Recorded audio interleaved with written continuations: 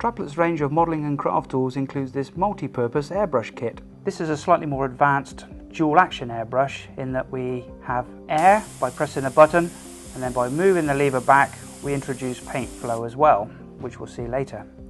Also included in the kit come this airbrush cleaner for once you've finished your paint job, a can of air propellant.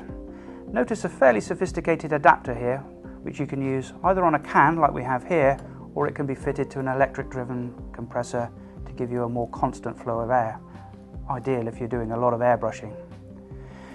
Also we have these two different bottles, so you can have two different colour paints running. You just simply change over the lid from one to the other.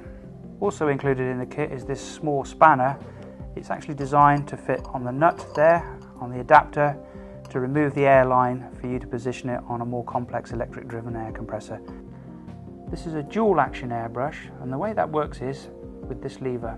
By pushing it down we introduce air. If we move the lever back we progressively introduce paint as well. And so with experience, by using the two in combination, we can achieve the paint flow that we want from the airbrush. By making fine adjustments to this nut on the back, in or out, we adjust the needle position at the front of the airbrush, and we can achieve very fine results by doing that. You can see that's a very fine line. Notice there's hardly any paint going on there at all, so if we want to build up multiple layers on a particular model for whatever reason, that's easily achievable.